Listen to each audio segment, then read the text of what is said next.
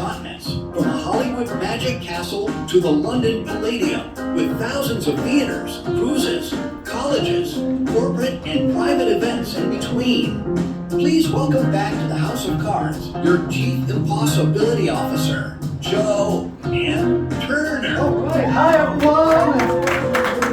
Welcome. Oh my gosh, it's the late show. You guys made it. It's always a great show, small but mighty, and these are the dedicated people who have decided, yes, we're going to budget our energy to be the last show of the night. I'm so glad you're here. My name is Joe Turner. It's going to be my pleasure over the next 25 minutes to try to amaze and astound you with a number of the amazing skills and abilities that kept me from dating in high school. It's going to be kind of fun for you and kind of a tragic flashback for me, but there will be therapists waiting outside when we're done, so that's going to be great. When I was a kid, I wanted to learn how to do magic. I saw it on TV. Got a book. The books all kind of say you should start by developing digital dexterity, sensitivity of a sense of place, your body's spatial awareness. It said take some coins from your mom's purse or your dad's change and just put it in the back of your hand. Start by trying to open and close your hand without dropping the coin. Get a sense of weight, balance, how your hand works, what part to keep level and so forth. And then the book said, put it on the first finger, try to isolate the muscles in the second finger to lift the coin vertical and then let it flip over to the other finger. And to do that with all of the fingers like an exercise, piano or something. And the book said if you did this every day for, 5 or 10 minutes, then over time it would get smoother and faster and smoother. And the book said that if you did it long enough, people would clap.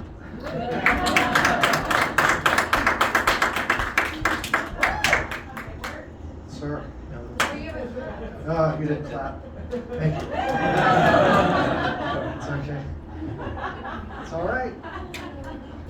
Glad you like it. 24 minutes to go. It's gonna be awesome. No, my friends were like, it's good. It's magical. It's digital dexterity, but magic is not really that. It's more when something that you're looking at sort of melts away and disappears when you're not even looking, and it appears somewhere else. Oh, thank you. I'll do it again for the people who didn't see it. Vanish from one place and reappear somewhere else. That's how it goes. Yeah. So my friends were like, some of you, they were like mildly applauding, but it's like, clearly, Joe, you're using sleight of hand. Because that's how 6-year-olds complain to each other. Clearly. Air quotes, clearly. But they were like, seriously, you're hiding the coin in your fingers or behind your hand or up your sleeve or something. If only you had some kind of barrier, a barrier made of steel or titanium or silk, so that when the coin went into your hands, we would know it couldn't be going through your fingers, it's not going to the back of your hand, it's not going up your sleeve. Then and only then, if the coin vanished, might we begin to believe it could be magic. That was a pretty good trick for a 6-year-old, don't you agree? Especially when it reappeared in there too. So, not much action in high school. But when I got to college and I could make drinks appear. Oh! Found the level of the room too, that's good. All right, so here's what I hope to share with you over the next few minutes. We're gonna, I know, well, it's been a long night. We're gonna take a little trip through 3 different areas of the illusion art form. You've experienced some close-up magic already. I hope you enjoyed seeing Gary and Mark and Jason out there tonight. And you've come in, you met my friend Jacob as you came in. The tech crew here has been so spectacular. Now I'm going to show you 3 areas of the performing arts of magic. We're going to start with some conjuring, some visual experiences. Does anyone, maybe the gentleman could help me with this. Are any of the gentlemen in the room wearing a wedding band or a class ring or a signet ring or a metal band that I could borrow temporarily? She's volunteering you, sir. What's your name? I'm John. John, will it come off? I would like to give you this ring. Don't injure yourself. Don't injure yourself. So that's okay. I'm not. Here, take. We got one down here. What's your name, sir? Sam. Is it Samuel or Samson? Samuel. Samuel, I'm Joe. It's nice to meet you. I'm going to put that right there on my finger so you can keep your eye on it. Don't worry about that one. Maybe there's someone in the next row, someone else on this side. Maybe I could borrow another one. Does it have to be metal? Yeah, metal is good. Metal is not, like the silicon is not as good for this. Have we got more metal? Oh, metal ring back here. Now, oh my gosh, you've got a whole. I should have just come to you to start with. This is kind of it's a signety kind of style, but it has also got a stone in it. And did we say there's one down here, one over here? What's your name, sir? Kieran. Kieran. May I borrow your ring as well? Borrow. Borrow. Absolutely. Oh, very good. Nice wide band.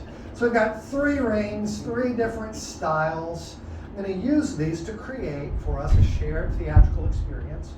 For most of us, this is going to be a magical metaphor about the deep, touching importance of human connection.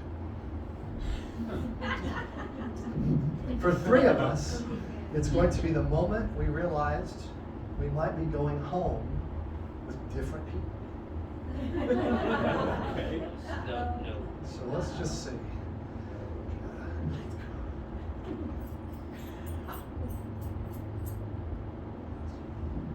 We'll try.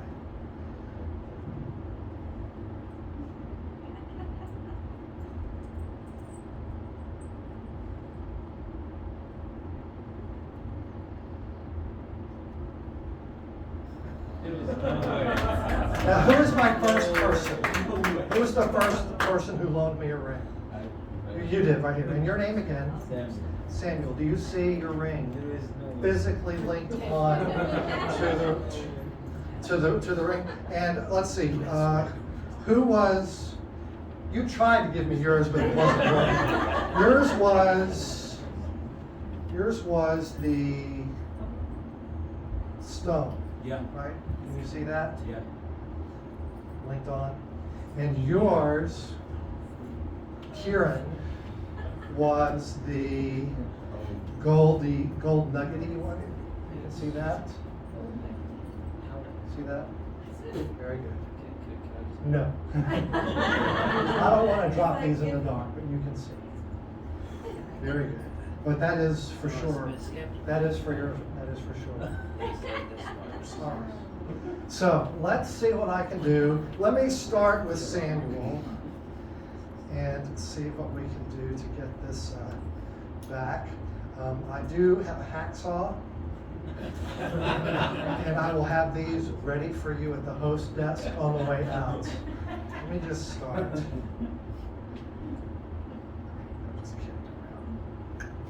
That will be yours. Let me give that back to you. A round of applause for him. Let's try. Who was my friend in the back? Your name? Neil. Liam. All right. Try not to blink. 1, 2,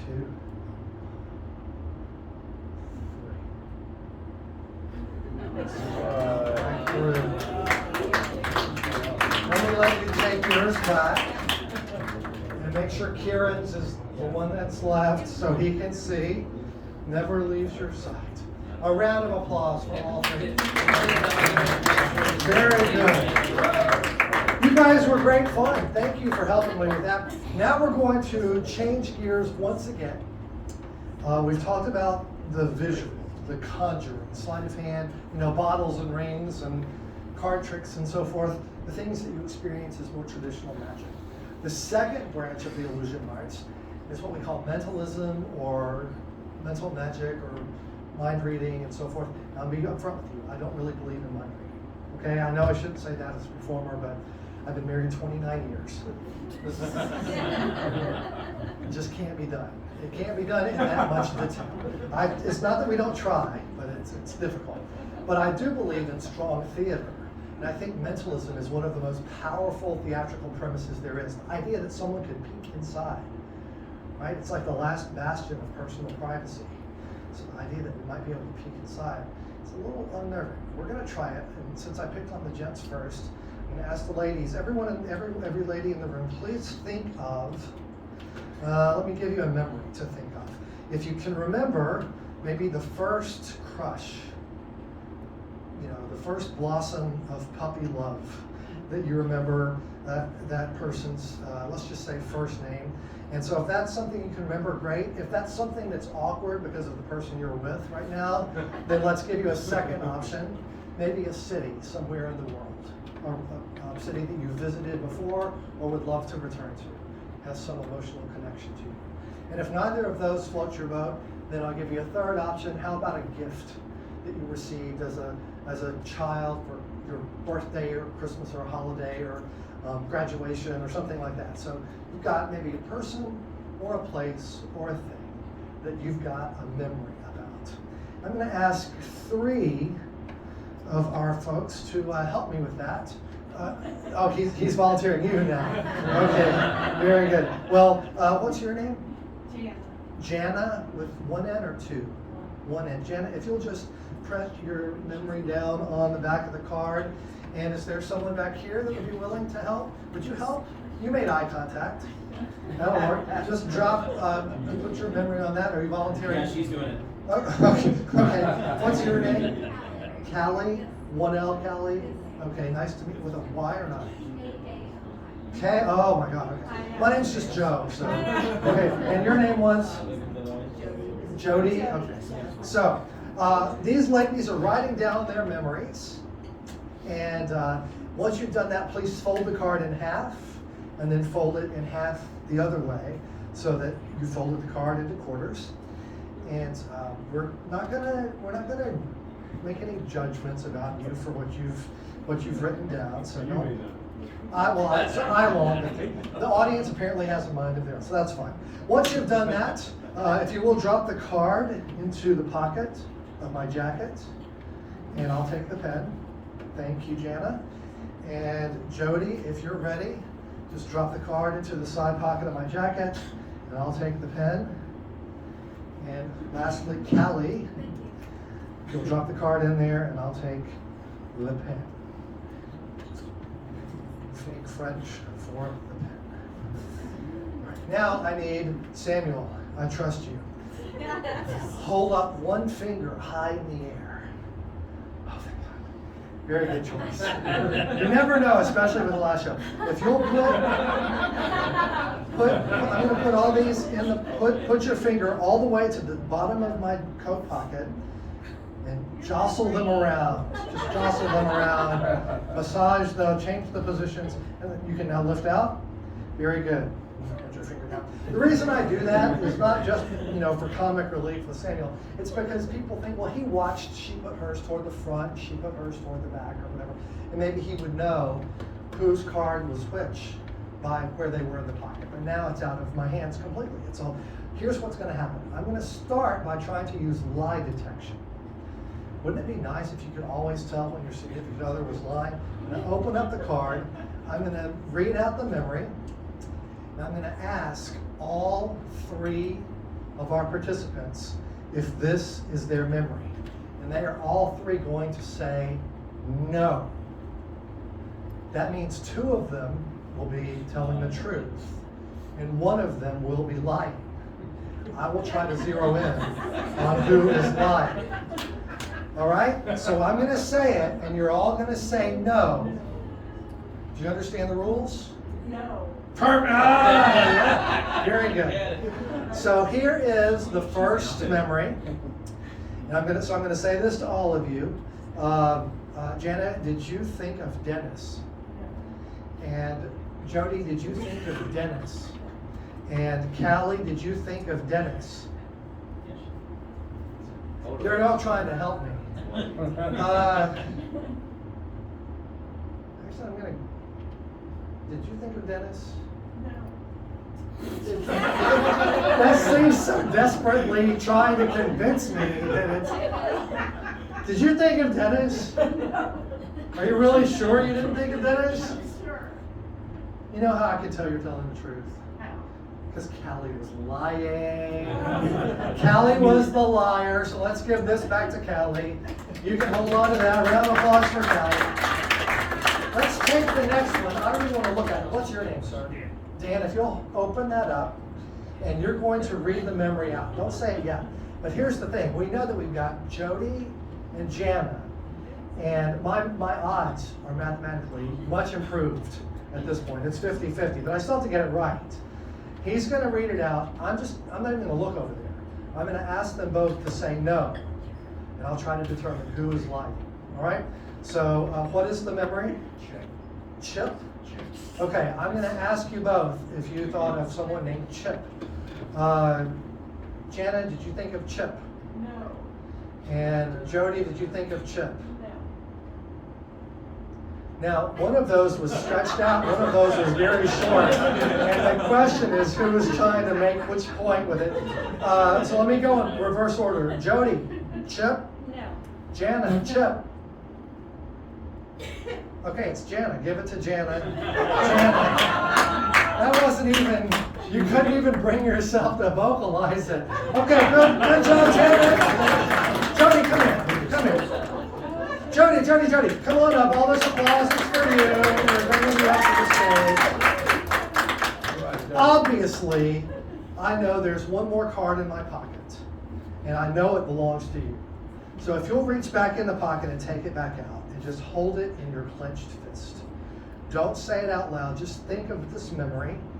And while you do that, I'm going to try to zero in, instead of on the owner of the memory, on the actual content of the memory. So remember this. She could be thinking of a person, a city, or a gift. A person, a city, or a gift. And I will tell you that just in saying that, I'm already getting a sense of that this is a person. This is a young man. And I'm trying not even to look at her, but she's thinking of this. If you don't mind me asking, how old were you when you, at the time of this memory? Middle school, okay. So we're thinking of like an early teen, tween kind of age. And, okay. Don't say it out loud. You're just thinking of the first name only, right? The first name. Okay. Don't say it out loud. I am,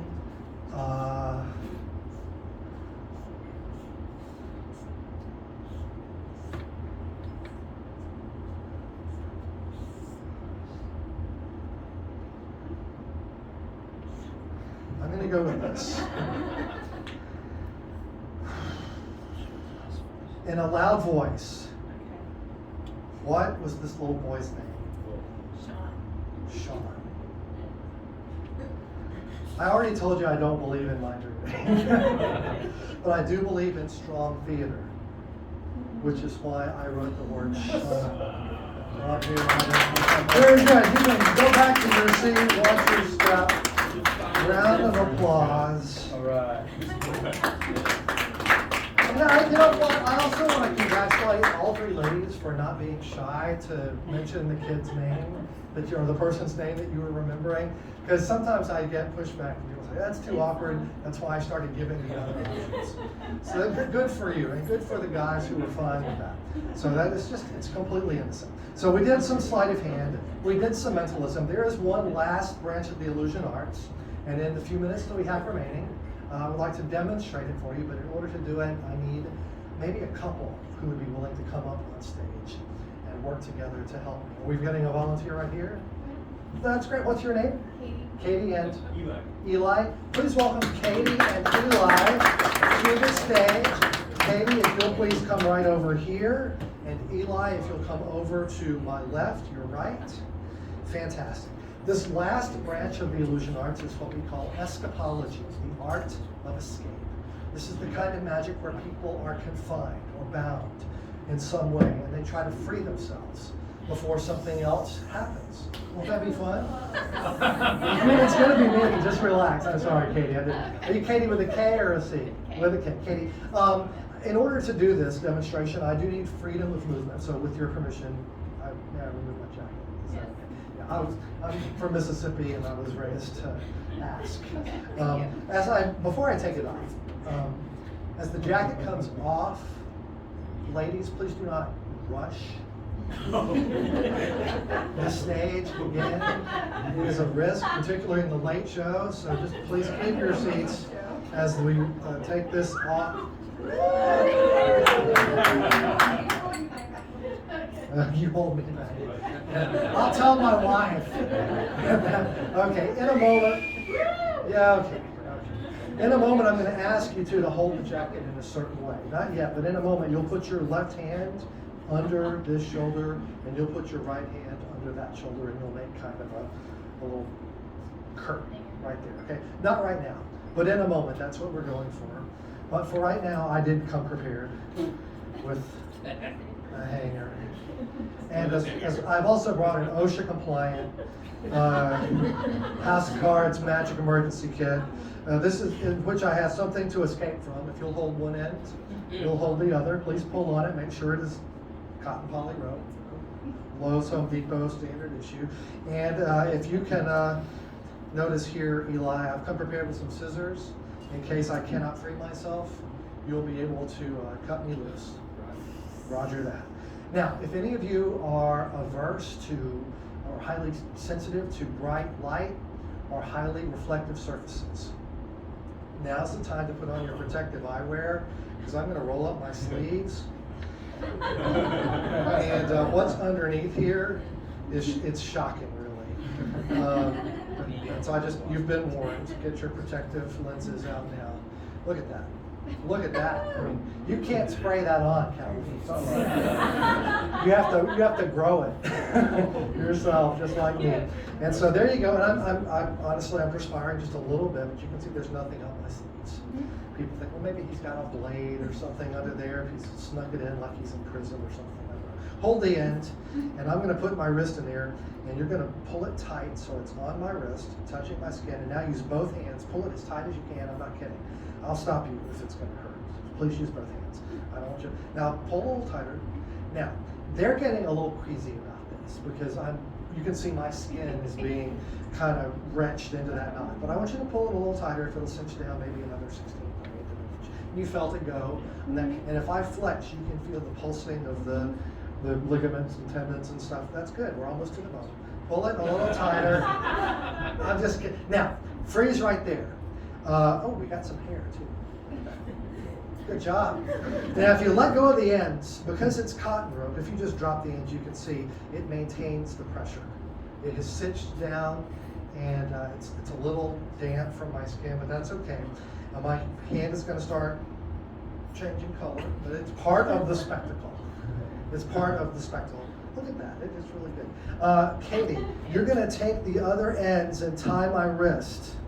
Not my other wrist, and Eli, help her. One of you pull it as tight as possible. The other, put your finger on the knot. Pull it tighter, come on. Make sure see, there's like a ½ inch right there. Pull it tighter, I think there's more. Tighter, make sure there's nothing hiding, no slack anywhere. Put your finger on the knot, someone, and then put another knot on top, like you're tying a gift. Perfect. So now you can't put your finger between the rope and my skin on either wrist. Would you agree? You can see my hands are starting to change color, but you can see I can at least wiggle my fingers. Good. I'm going to let you grab that jacket, hold it the way that I showed you, and let some folks in the audience check out their handiwork. Would you see? Make sure you put another knot on there. If they left the ends long enough, you can tie another knot. Put another knot on there. Please do. Put another knot on there. That's good. Excellent. So those, and they're really tied together. So we're going to come around back. And you're going to hold that up just not like right about there. That's good. Step in a little bit closer to me, but keep the elbows. Now, in a moment, I will attempt to free myself from the impossible bonds into which I have been placed by Katie and Eli. And this I will attempt to do in 30 seconds or less, as measured, let me just wiggle in here, as measured by your watch. Are you wearing a watch? If you will hold it up so that I'm not getting a glare on that. Okay, we're good. Now, you're not wearing a watch, are you? You're just going to work with me on this. Don't go anywhere. Now, I am wearing a watch now.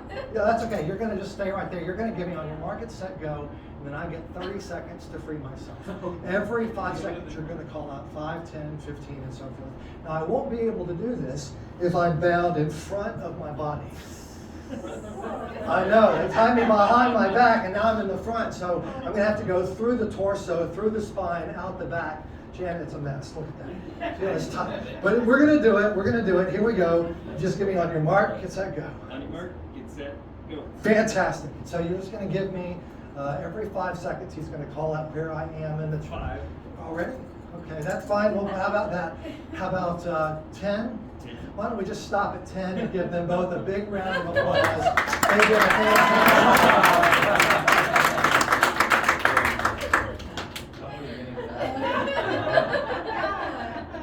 Well, hello. It's Rachel. Eli? You better grab that emergency kit. Don't go, grab the emergency kit and pull out the scissors. I'm not sure what good the scissors will be against the cold, hard steel that we find ourselves in. Fortunately, attached to the scissors is a ribbon. Attached to the ribbon is a key, which is a handy thing to have at a time like this, Katie. You know why? Because I'm Presbyterian, and this is 5 shades past my record. So you can push down and give her a big round of applause. I'll take this. Give them both a big round of applause. Watch your step as you go back to your seat. And as we try to get this undone, we'll set this down, key, and done. Well, we'll just leave that bracelet on for now so I can't get the key out of that one. I hope that you have enjoyed our little adventure through the 3 primary branches of the illusion arts. We had bottles and rings and amazing conjuring. We had a little bit of mind reading, and we also did an escape. So you're going to leave here able to tell other people not only about the amazing art of magic, but about the place where you experienced it. House of Cards in Nashville, the unique venue in all the world. Please write them a review. Come back soon. My name's Joe Turner. Thanks for